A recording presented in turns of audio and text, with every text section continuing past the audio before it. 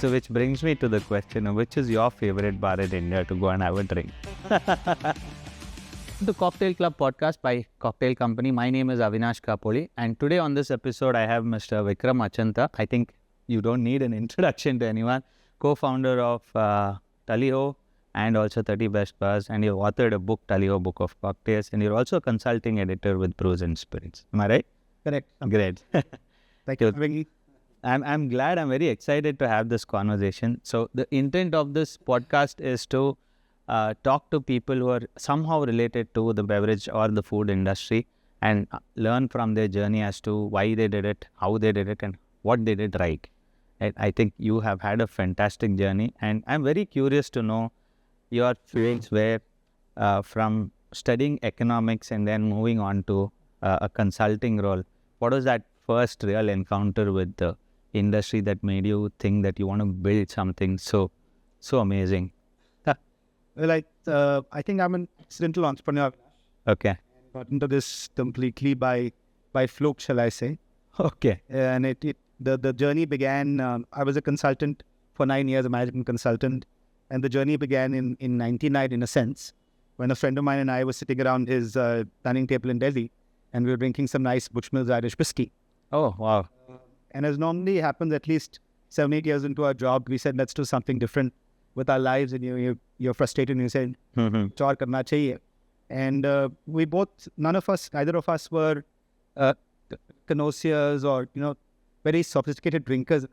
Like to go out for a drink in the evening, have a nice drink. We weren't really into cocktail connoisseurship.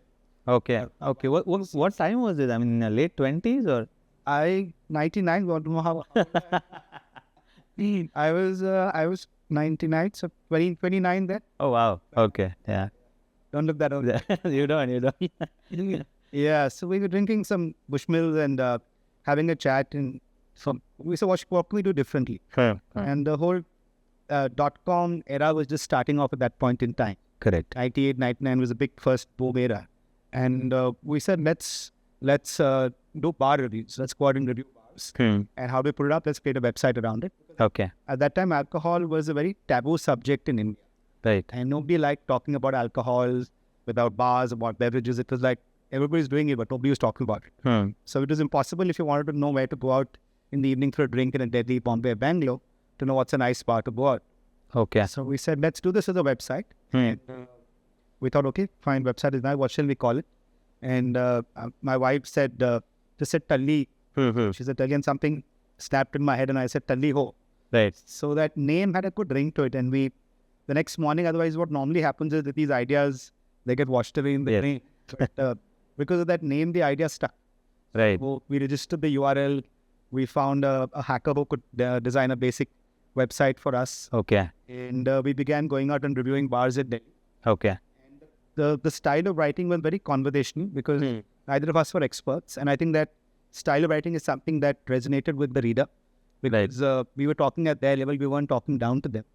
It was done in a funny way, it was done in an informative way. And they were getting to know about what's a good bar to go out. So we spammed a bunch of people, they spammed other people, and slowly that word caught on. Right. So that's how the website took shape. Okay. And because of the whole .com boom which was happening, we began to get interest from large liquor companies, large website portals to acquire us, take a stake in us. And that's when the realization began that maybe if we did this full time, we'd be sitting on a beach in Hawaii in a year's time and some pina coladas. But that's not the way life turns out. Correct. So that's where the journey began. Okay. Began this in 2000. So next year marks 25 years of Talio. Wow, 25 years. Yeah, quarter of a century. And that journey began as a website back in September 2000. So in 25 years, what is Talio now? What does Talio do? Well, when we began as a website offering advertising options to sponsors, to beverage companies, because India, as you know, is a media dark market. All brands cannot advertise or publicize themselves in any form or shape.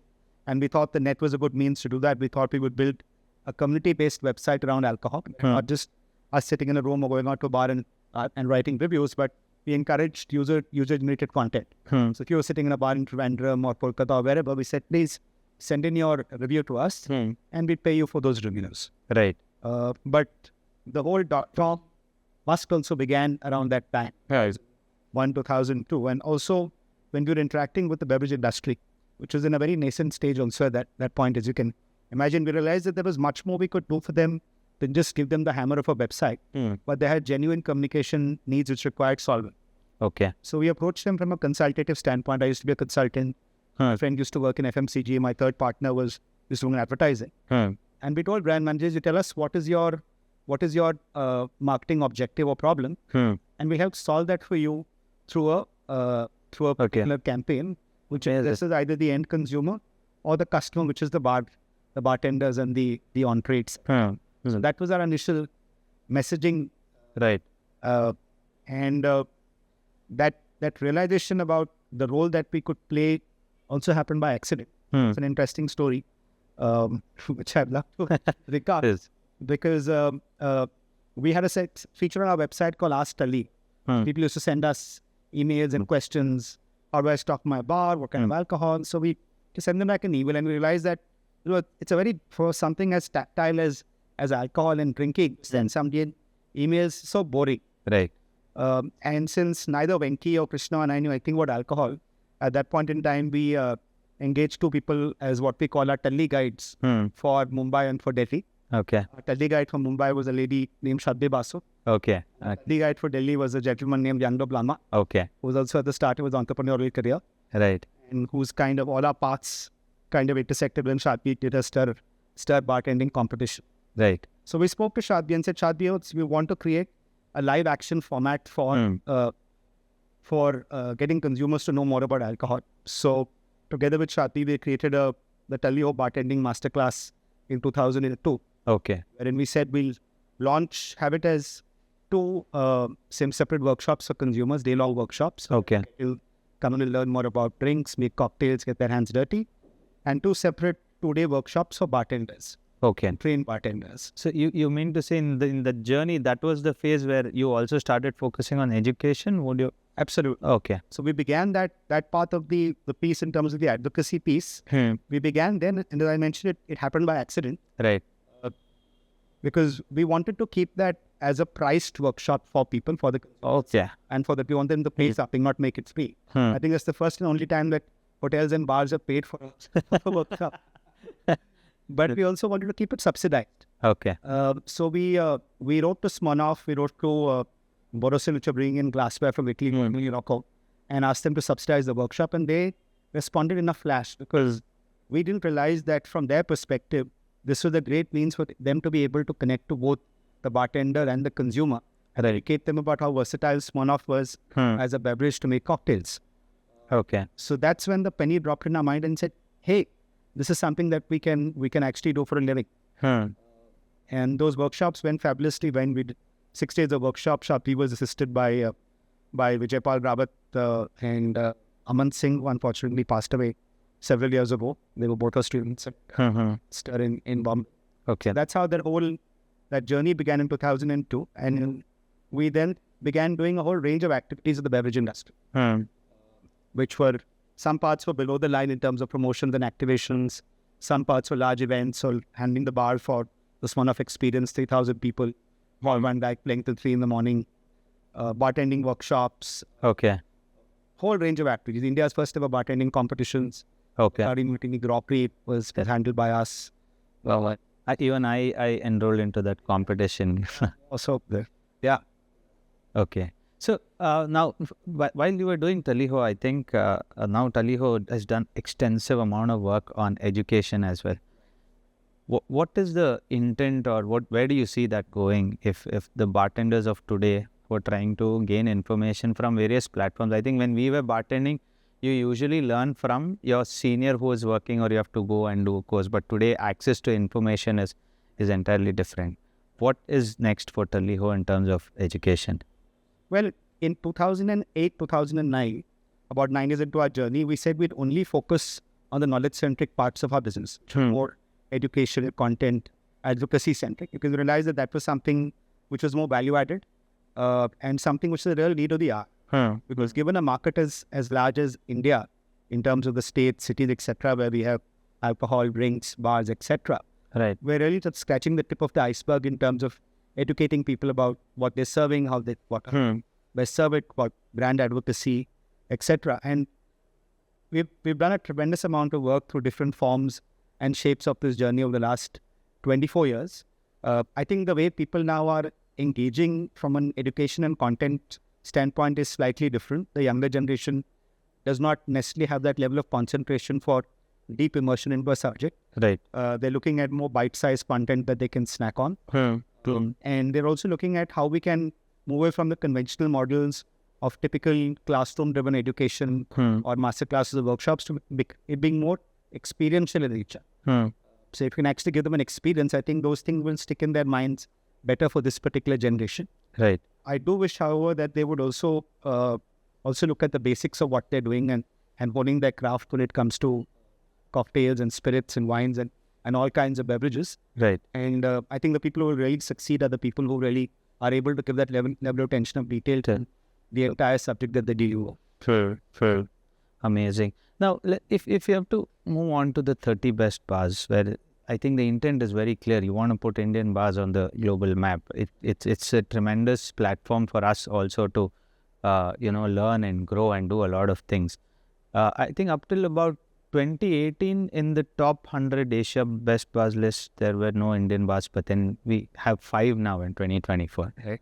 What role do you think 30 best bars plays in this? Yeah, so 30 best bars was born in 2019. And I should said, Avinash, at that point in time, we didn't have a single Indian bar in the Asian top 100, let alone the world top 100. And rather, my partner and I thought one important objective that, given the way Indian bar culture was emerging, that we would love to create something to get more visibility for Indian bars and culture, and to create a platform for them. So I think the success of what we've done is largely due to entrepreneurs like yourself who are pushing the boundaries when it comes to bars and bar culture. As I tell everybody, we're just creating that platform which gives you that aspirational level to say, hey, I would like to be recognized on a platform like this because this is something that matters to me and matters to the industry. The byproducts have been great. Of course, we've seen a number of Indian bars now feature in the world's top 50, Asia's top 50, Asia's top 100. But what is more heartening is the fact that since the list has become so aspirational, so every bar owner around the country realizes the only way to get onto that list is hard work. Right. And that's upping the game for everybody. Yes. They're focusing on hiring better staff, ice, on glassware, on cocktail menu design, on concepts. And this is benefiting everybody. It's benefiting the brands, and definitely at the end of the day, it's benefiting the consumer who's walking into that bar.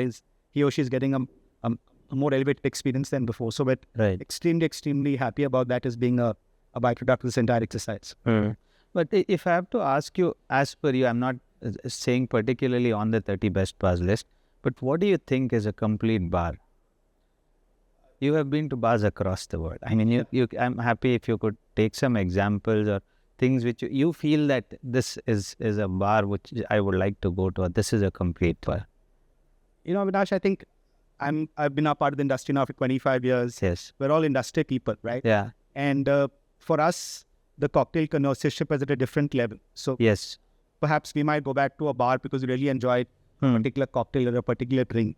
The average consumer, for them, the cocktail is not what defines they're going back to the bar. Yes. About a bar. It's that experience that they enjoy in the bar which gets them back to it, which enables them to talk to 5 people about it. That experience is dictated by a number of things.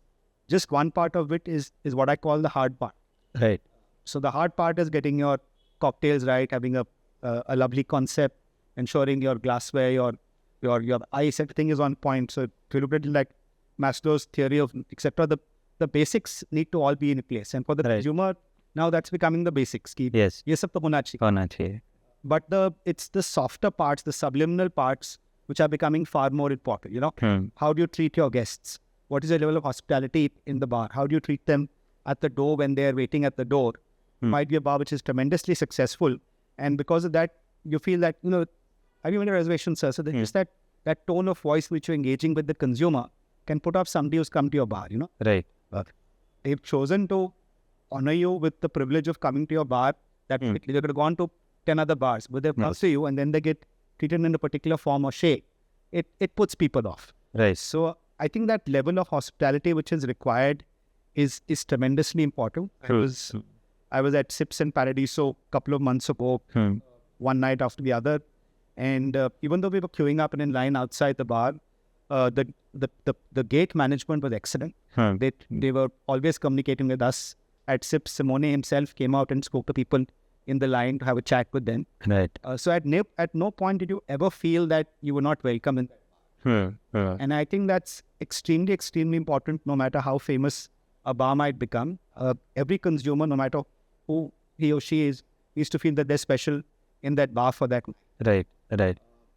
Hospitality is critical. That overall vibe that you create in the bar is, again, a combination of the hospitality, your music programming, your decor. Could be as simple as the long mirror running across Shingo-san's new bar in Madrid called Devil's Cut, which gives you a beautiful view of the entire bar. Right. Suddenly you feel intimate and connected to everybody in the bar. Not just your own table of three, but you can see somebody else there, you can see somebody else. And people watching is partly what we go out. Correct. So in my mind, as a normal consumer, I want to feel sexy when I walk out of that bar. Right. I may not be sexy in real life. Yeah. That bar has to make me sexy for those 2 hours. When I walk out that bar, I should feel I'm floating on air and I have to be back to that bar first. For those 2 hours, I was smashing it. Right. So with India's bar scene evolving so quickly, I'm sure curating the 30 best bars list is a amazing experience, right? Is there any moment that made you think this is the reason why we do it?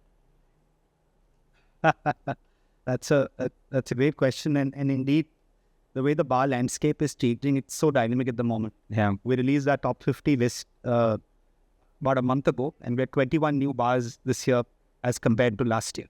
So you can just imagine the pace and the dynamism of the evolution of bars across the country, which it's happening.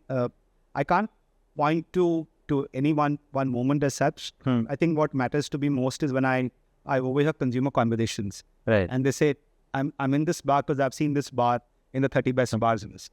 Right. For me, that's the true, that's like the true moment of breakthrough that I'm getting from the consumer, because that's what matters to me.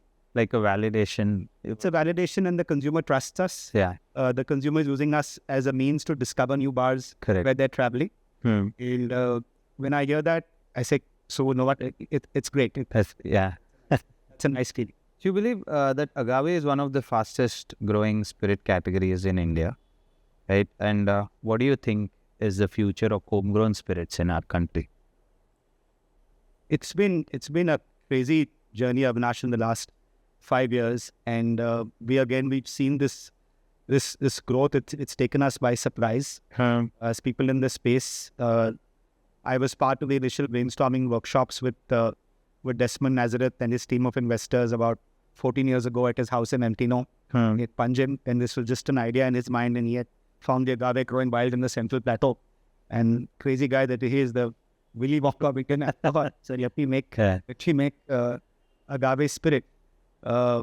So I think the work that the Indian single malt companies have done, companies like Amrut, Paul John, and Rampur, have really paved the way for other entrepreneurs to pick up that mantle.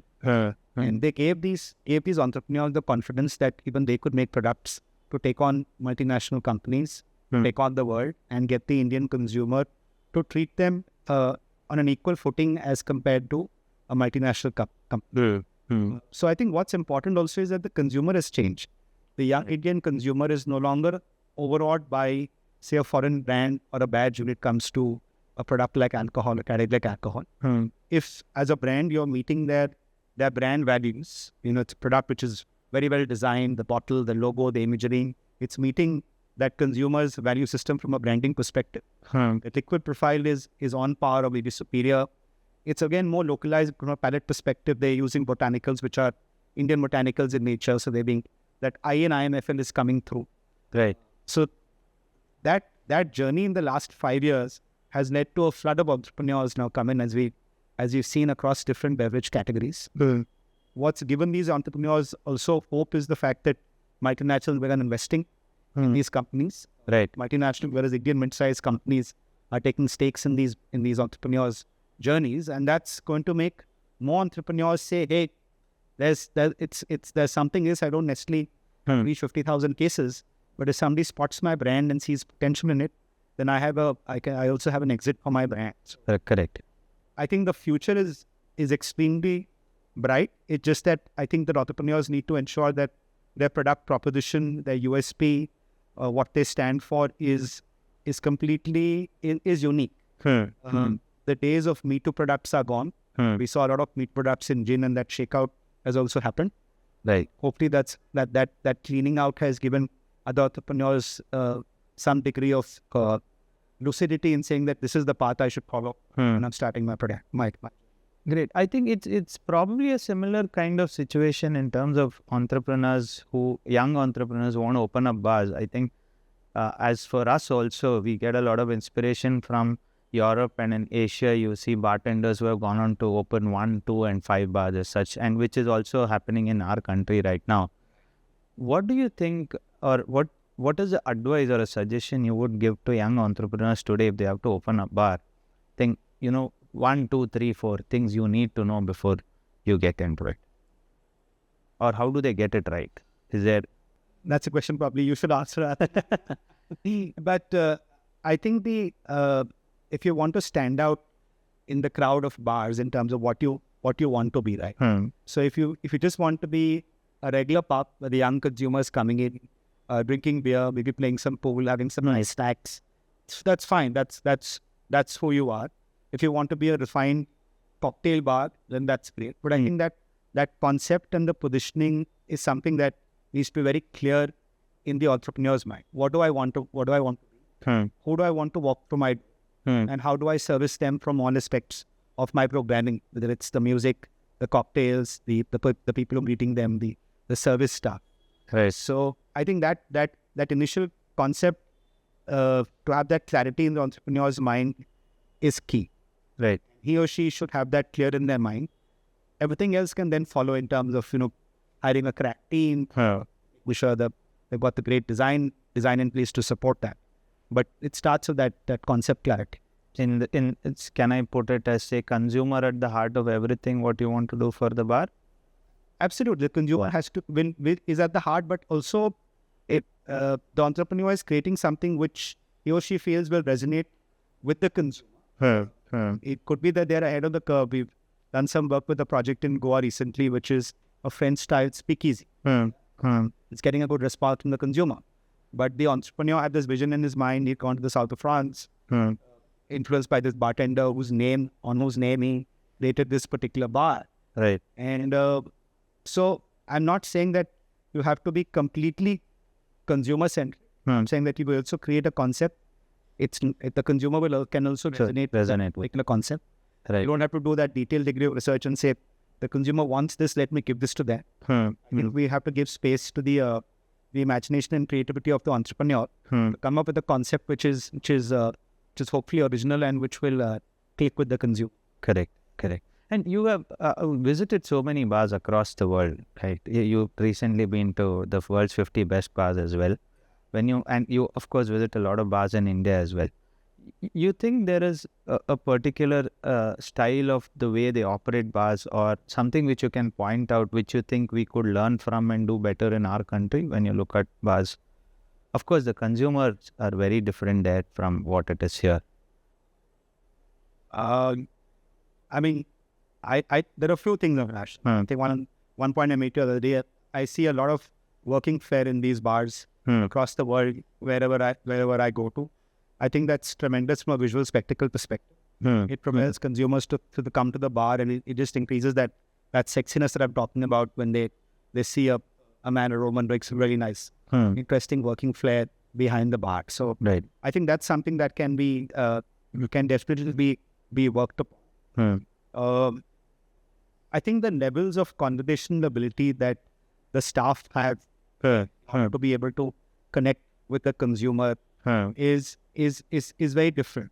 Right. And I'm very happy in bars in India which focus on that level and ensure that the people they put on the floor are people who know the product very well. For a start, they know their cocktail menu inside out. They don't have to say, "Main pooch ke aanga." And they can also relate to the consumer in a very confident and conversational standpoint. So the consumer also feels comfortable in communicating back to them and interacting with that with that individual. So I think that level of attention to detail on the flow on the part of the staff is critical. I just think that some of these bars around the world are able to capture the vibe for that evening in a way which is really, really cool. Those elements come together in a form that is magical. Right. And I can't really say, it was this or it was this. I was in Viva Madrid, Lavan Guru's other bar. Yeah.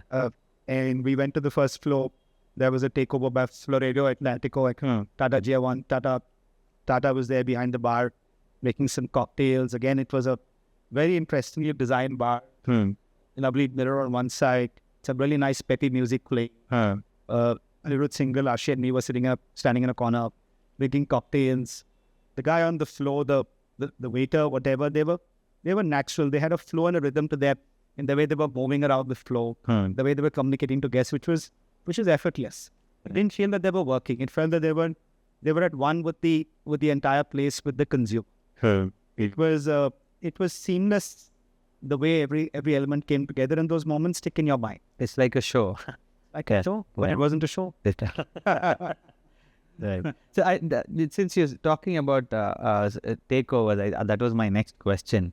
Now, we have a lot of bars who come from other countries who do takeovers here. We have also got opportunity to go out and do takeovers.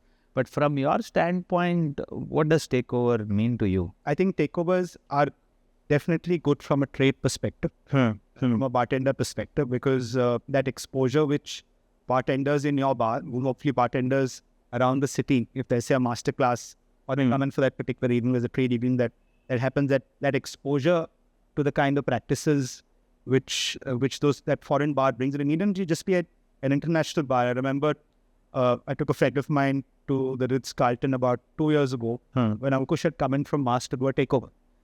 And my friend was blown away by what Ankush was doing. So that it's not just, I would say, an international takeover. It also be a domestic takeover. Yes. From a bar in any other part of India where the practitioner is working in a very different form. The kind of ingredients they're using, the techniques they're using, which they're adapting. You can learn from everybody, not just somebody coming in from international. So I think the trade part is working well. If your bar staff has the humility also to be able to learn from the exposure that they get. Right. My sense is that the consumer connect part needs to be increased. The consumer sitting in the bar might not necessarily know that they're in the presence of a bar which is in the world's top 50 or that is Shingo-san standing there making a drink for you. That level of awareness and realization needs to be fast, right? Right. Got it. Being in the beverage industry itself, what kind of initiative do you take to drink responsibly? The reason why I'm asking is on every episode, we try and ask our guest as to what is mindful drinking or how they go about it. So what is drink responsibly? You have a way of balancing that? Well, to a start, I definitely don't drink and I like to ensure that either I have my driver with me or I'm Ubering if I'm going out for an evening where I know that I might be in for a takeover. So I think that's extremely important to be conscious of from a responsibility perspective, not just for your own safety, but for the safety of anybody else on the road for that evening. I like to ensure that I can elongate the pleasure of my so I like to make it more sessionable by trying to switch between drinks that I'm having. So if I'm having a cocktail to start with, I might not go fresh lime and soda or something which is low ABV. So I can still have something which is pleasurable, which is in my glass, giving me some refreshment and enjoyment. But I can stretch that evening a little beyond what I would normally. Okay. There would be that rare evening where things get out of hand. But I'm not driving. But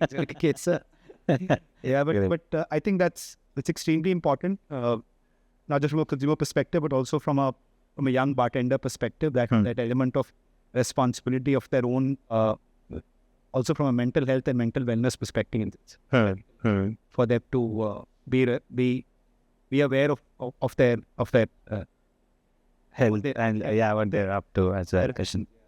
Great. So tell us more about the new IP which you're building. I'm very excited to know about it, the India Bartender Week. Yeah.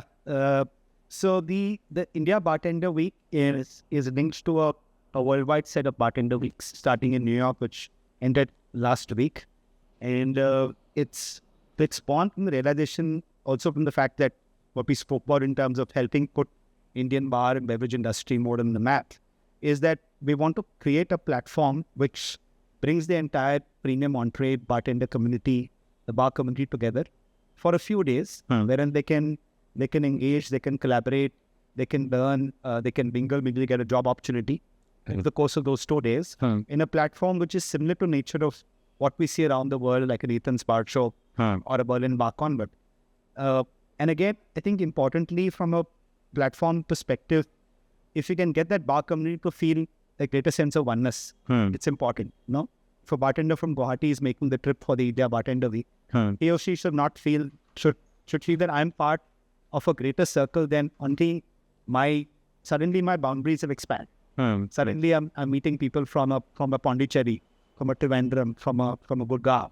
Right. I'm making new friends. I'm learning more opportunities, and I'm able to connect to them through social media. So we want to promote that greater sense of bar culture in India, that greater respect in a sense for the bar industry in India. Unfortunately, our industry only comes to the news when perhaps there's an unfortunate incident which makes the headlines and shuts down a city for 2 or 3 months. But it's not that often that we come into a positive light in the public viewpoint. Agree with you. Yes. So we feel having a platform like this, which gets the entire industry together for those few days, is a means for us to be able to get some positive communication and messages out to the media that this is an industry which is contributing so much to the economy, to employment, to growth, to people's enjoyment of the evenings. And it's an industry which needs to be treated with far more respect than it currently is, not just from the bar industry perspective, but also from the beverage industry perspective. Right. So that's, in a nutshell, is a little bit about the Indian Bartender Week. It brings together Talio as well as Young Group and Meenakshi. We've all come together to create this platform ground up. Okay.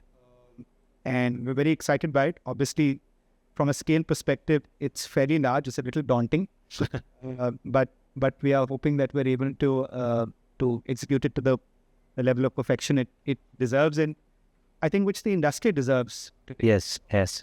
Yeah, I wish you all the best for that.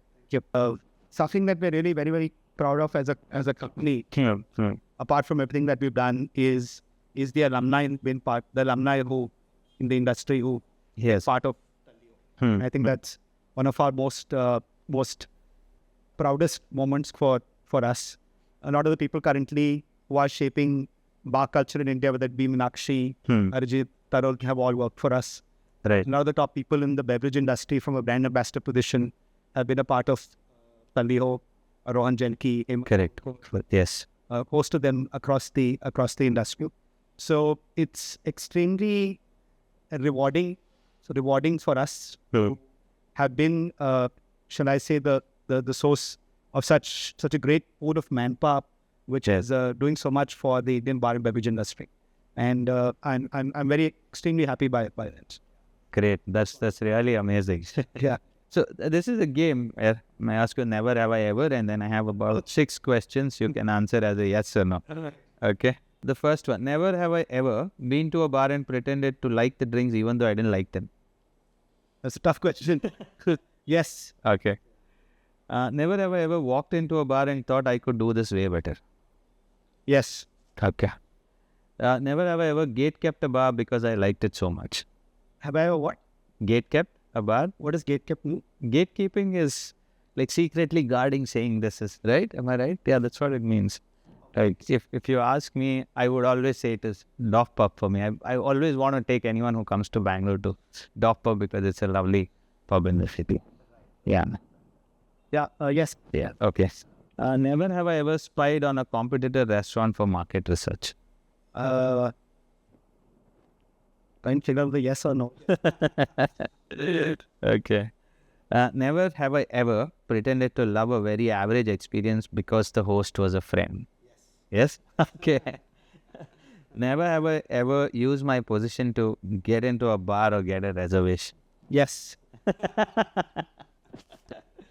So, as an author, you who writes about cocktails, which are the 3 books you think every bartender or every bar entrepreneur should read, according to you?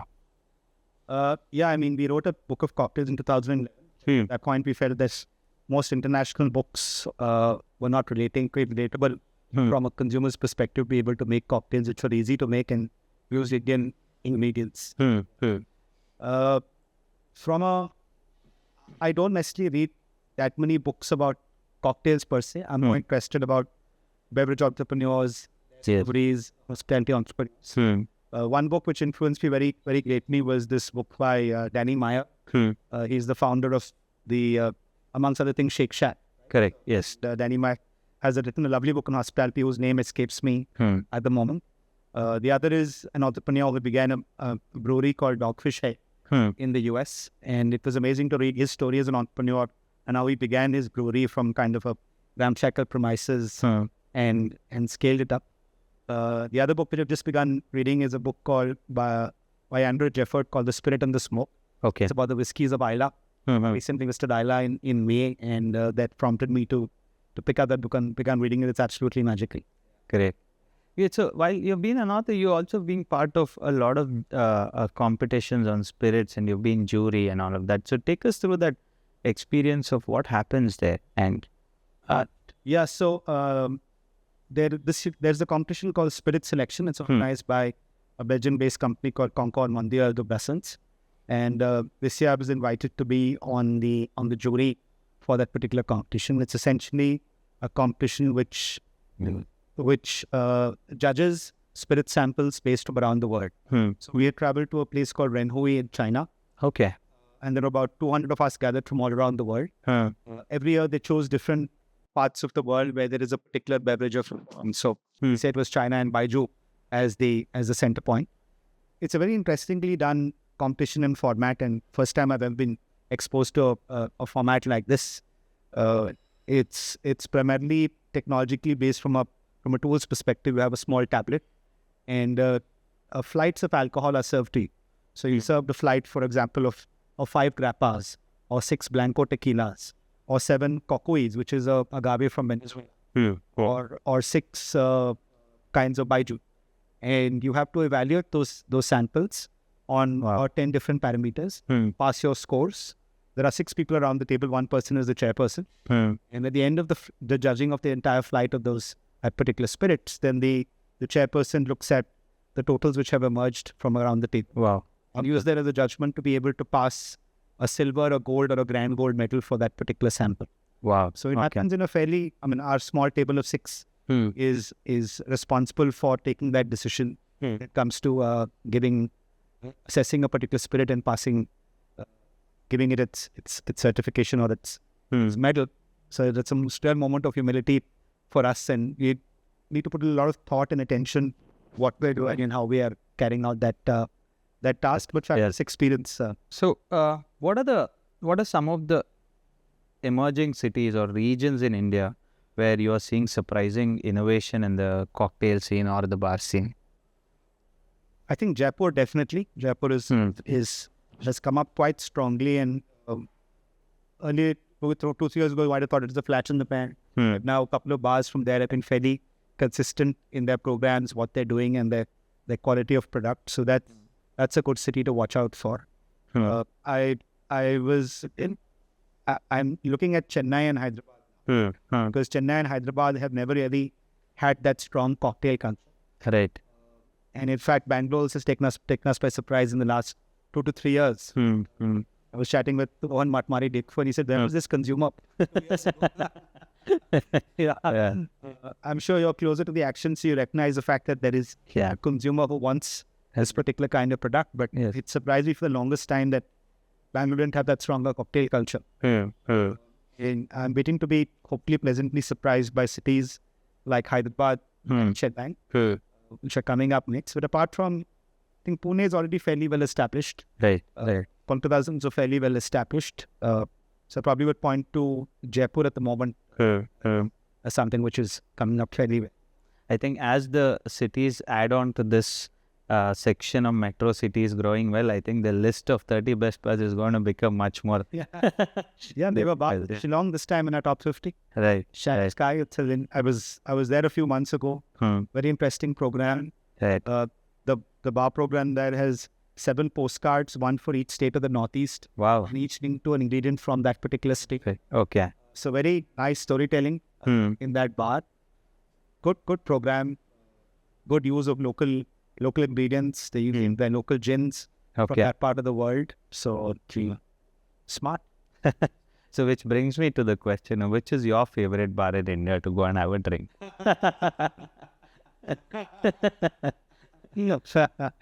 I like Hoots. Hoots. Okay.